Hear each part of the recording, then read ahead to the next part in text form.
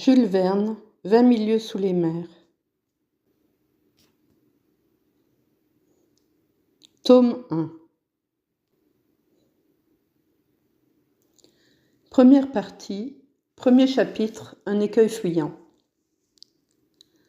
L'année 1866 fut marquée par un événement bizarre, un phénomène inexpliqué et inexplicable que personne n'a sans doute oublié.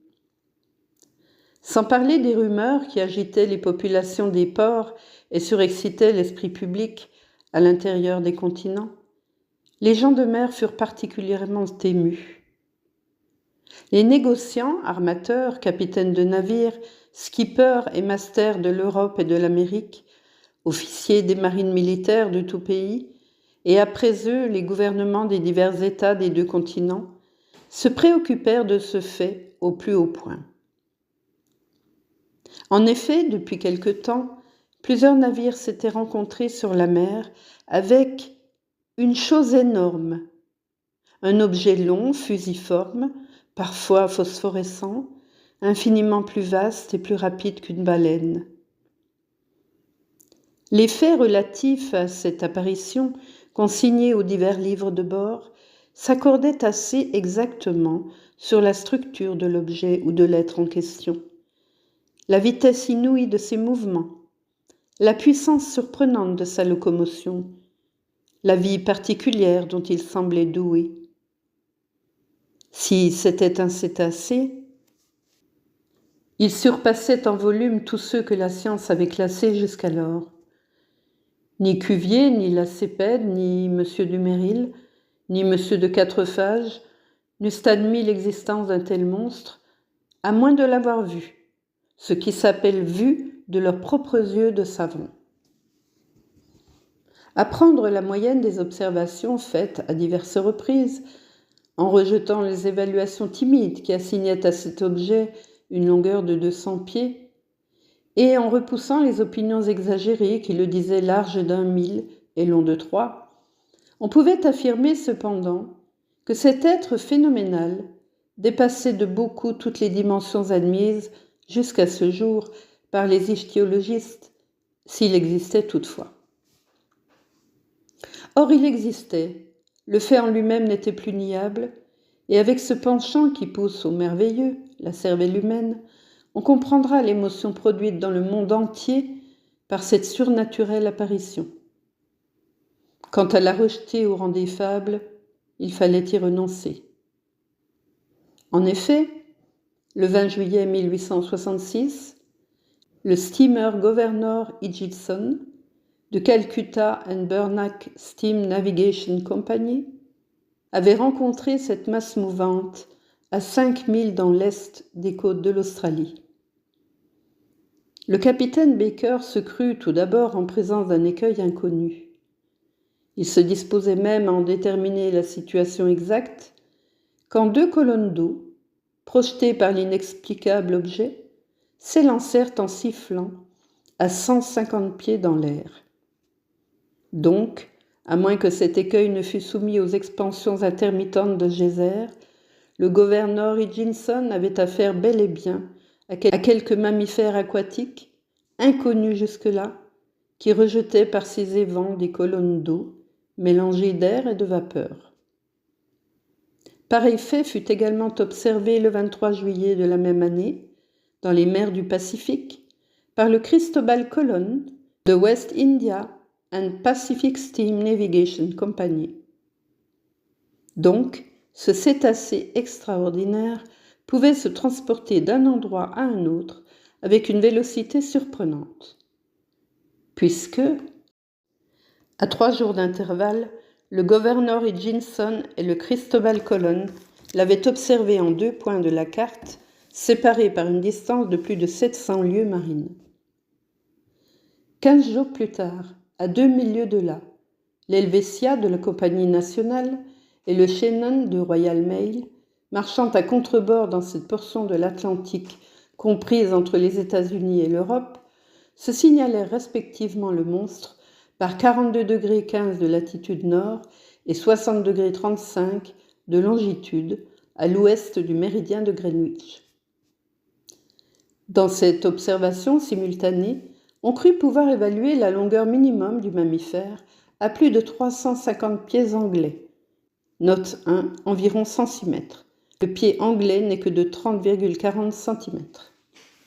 Puisque le Shannon et l'Helvetia étaient de dimensions inférieures à lui, bien qu'ils mesurassent 100 mètres de l'étrave à l'étambou. Or, les plus vastes baleines, celles qui fréquentent les parages des îles Aléoutiennes, le Koulamak et l'Umgulik, n'ont jamais dépassé la longueur de 56 mètres, si même elles l'atteignent. Ces rapports arrivaient coup sur coup, de nouvelles observations faites à bord du transatlantique le Pereire, un abordage entre l'Etna de la ligne Eastman et le Monstre, un procès-verbal dressé par les officiers de la frégate française la Normandie, un très sérieux relèvement obtenu par l'état-major du commodore Fitzjames à bord du Lord Clyde, émurent profondément l'opinion publique. Dans les pays d'humeur légère, on plaisanta le phénomène, mais les pays graves et pratiques, l'Angleterre, l'Amérique, l'Allemagne, s'en préoccupèrent vivement. Partout dans les grands centres, le monstre devint à la mode. On le chanta dans les cafés, on le bafoua dans les journaux, on le joua sur les théâtres. Les canards eurent là une belle occasion de pondre des œufs de toutes couleurs. On vit réapparaître dans les journaux, à court de copie, tous les êtres imaginaires et gigantesques, depuis la baleine blanche, le terrible Moby Dick des régions hyperboréennes, jusqu'au kraken démesuré, dont les tentacules peuvent enlacer un bâtiment de 500 tonneaux et l'entraîner dans les abîmes de l'océan. On reproduisit même les procès-verbaux des temps anciens, les opinions d'Aristote et de Pline, qui admettaient l'existence de ces monstres, puis les récits norvégiens de l'évêque Pontoppidan, les relations de Paul Egede, et enfin les rapports de M. Harrington, dont la bonne foi ne peut être soupçonnée, quand il affirme avoir vu, étant à bord du Castillan en 1857, cet énorme serpent qu'il n'avait jamais fréquenté jusqu'alors que les mers de l'ancien constitutionnel. Alors éclata l'interminable polémique des crédules et des incrédules dans les sociétés savantes et les journaux scientifiques. La question du monstre enflamma les esprits. Les journalistes qui font profession de science, en lutte avec ceux qui font profession d'esprit, versèrent des flots d'encre pendant cette mémorable campagne. Quelques-uns même, 2 ou 3 gouttes de sang, car du serpent de mer ils en vinrent aux personnalités les plus offensantes. 6 mois durant, la guerre se poursuivit avec des chances diverses. Aux articles de fond de l'Institut géographique du Brésil, de l'Académie royale des sciences de Berlin, de l'Association britannique, de l'Institution Smithsonian de Washington, aux discussions de The Indian Archipelago, du Cosmos de l'abbé Moignot, des Mitteilungen de Petermann, aux chroniques scientifiques des grands journaux de la France et de l'étranger, la petite presse ripostait avec une verve intarissable. Ces spirituels écrivains, parodiant un mot de Linné, cité par les adversaires du monstre, soutinrent en effet que la nature ne faisait pas de sot, et ils adjurèrent leurs contemporains de ne point donner un démenti à la nature, en admettant l'existence des krakens, des serpents de mer, des Moby Dick et autres élucubrations de marins en délire.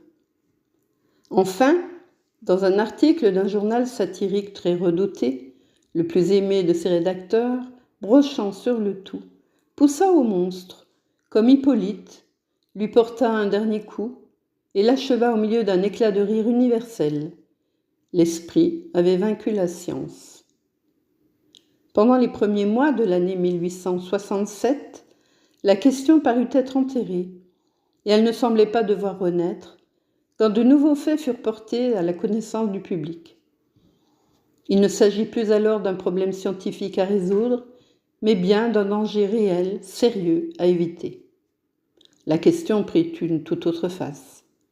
Le monstre redevint îlot, rocher, écueil, mais écueil fuyant, indéterminable, insaisissable. Le 5 mars 1867, le Moravian de Montréal Ocean Company se trouvant pendant la nuit par 27,30 de latitude et 72,15 de longitude, heurta de sa hanche de tribord un roc qu'aucune carte ne marquait dans ces parages. Sous l'effort combiné du vent et de ses 400 chevaux vapeur, il marchait à la vitesse de 13 nœuds. Nul doute que sans la qualité supérieure de sa coque, le Moravian, ouvert au choc, ne se fût englouti avec les 237 passagers qu'il ramenait du Canada. L'accident était arrivé vers 5 heures du matin, lorsque le jour commençait à poindre. Les officiers de quart se précipitèrent à l'arrière du bâtiment. Ils examinèrent l'océan avec la plus scrupuleuse attention. Ils ne virent rien, si ce n'est un fort remous qui brisait à 3 encablures, comme si les nappes liquides eussent été violemment battues. Le relèvement du lieu fut exactement pris, et le Moravian continua sa route sans avaries apparentes. Avait-il heurté une roche sous-marine ou quelque énorme épave d'un naufrage ? On ne put le savoir. Mais, examen fait de sa carène dans les bassins de Radoub, il fut reconnu qu'une partie de la quille avait été brisée. Ce fait, extrêmement grave en lui-même, eût peut-être été oublié comme tant d'autres, si 3 semaines après, il ne se fût reproduit dans des conditions identiques. Seulement, grâce à la nationalité du navire victime de ce nouvel abordage, grâce à la réputation de la compagnie à laquelle ce navire appartenait, l'événement eut un retentissement immense. Personne n'ignore le nom du célèbre armateur anglais Cunard. Cet intelligent industriel fonda en 1840 un service postal entre Liverpool et Halifax, avec 3 navires en bois et à roues d'une force de 400 chevaux et d'une jauge de 1162 tonneaux. 8 ans après, le matériel de la compagnie s'accroissait de 4 navires de 650 chevaux et de 1820 tonnes, et 2 ans plus tard de 2 autres bâtiments supérieurs en puissance et en tonnage. En 1853, la compagnie Cunard, dont le privilège pour le transport des dépêches venait d'être renouvelé, ajouta successivement à son matériel l'Arabia, le Persia, le China, le Scotia, le Java, le Russia, tous navires de première marche, et les plus vastes qui, après le Great Eastern, eussent jamais sillonné les mers. Ainsi donc, en 1867, la compagnie possédait 12 navires, dont 8 à roues et 4 à hélices. Si je donne ces détails très succincts, c'est afin que chacun sache bien quelle est l'importance de cette compagnie de transport maritime, connue du monde entier pour son intelligente gestion. Nulle entreprise de navigation transocéanienne n'a été conduite avec plus d'habileté. Nulle affaire n'a été couronnée de plus de succès. Depuis 26 ans, les navires Cunard ont traversé 2000 fois l'Atlantique et jamais un voyage n'a été manqué, jamais un retard n'a eu lieu. Jamais ni une lettre, ni un homme, ni un bâtiment n'ont été perdus. Aussi, les passagers choisissent-ils encore, malgré la concurrence puissante que lui fait la France, la ligne Cunard, de préférence à tout autre, ainsi qu'ils la perdent un relevé fait sur les documents officiels des dernières années. Ceci dit, personne ne s'étonnera du retentissement que provoqua l'accident, arrivé à l'un de ses plus beaux steamers. Le 13 avril 1867, la mer étant belle, la brise maniable, le Scotia se trouvait par 15,12 de longitude et 45,37 de latitude. Il marchait avec une vitesse de 13 nœuds 43 centièmes, sous la poussée de ses 1000 chevaux vapeur. Ses roues battaient la mer avec une régularité parfaite. Son tirant d'eau était alors de 6 mètres 70 centimètres et son déplacement de 6624 mètres cubes. À 4h17 du soir, pendant le lunch, des passagers réunis dans le grand salon, un choc peu sensible, en somme, se produisit sur la coque du Scotia, par sa hanche et un peu en arrière de la roue de bâbord.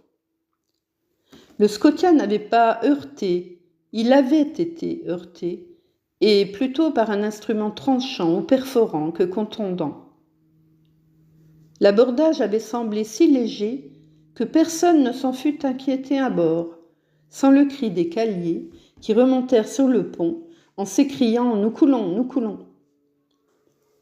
Tout d'abord, les passagers furent très effrayés, mais le capitaine Anderson se hâta de les rassurer. En effet, le danger ne pouvait être imminent.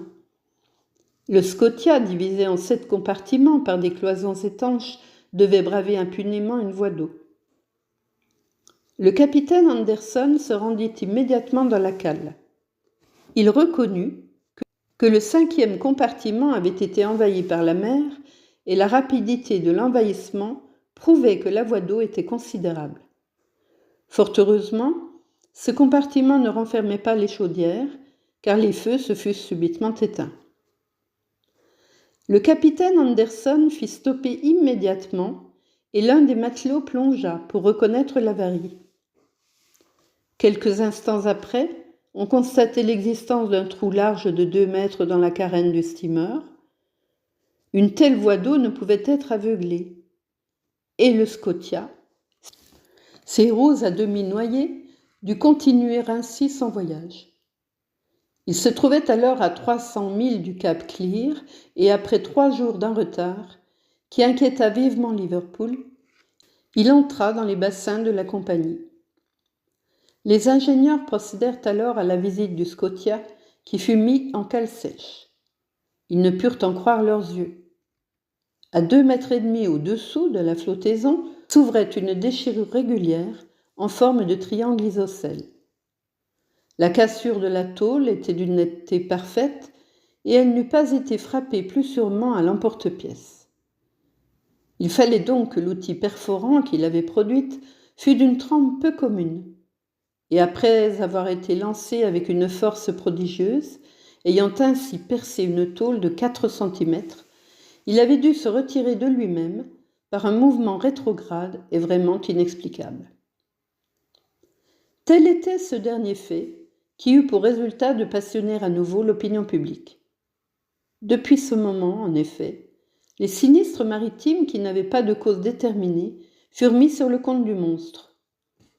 Ce fantastique animal endossa la responsabilité de tous ces naufrages, dont le nombre est malheureusement considérable. Car sur 3000 navires dont la perte est annuellement relevée au Bureau Veritas, le chiffre des navires à vapeur ou à voile, supposés perdus corps et biens par suite d'absence de nouvelles, ne s'élève pas à moins de 200. Or ce fut le monstre qui, justement ou injustement, fut accusé de leur disparition, et grâce à lui, les communications entre les divers continents, devenant de plus en plus dangereuses, le public se déclara et demanda catégoriquement que les mers fussent enfin débarrassées, et à tout prix, de ce formidable cétacé.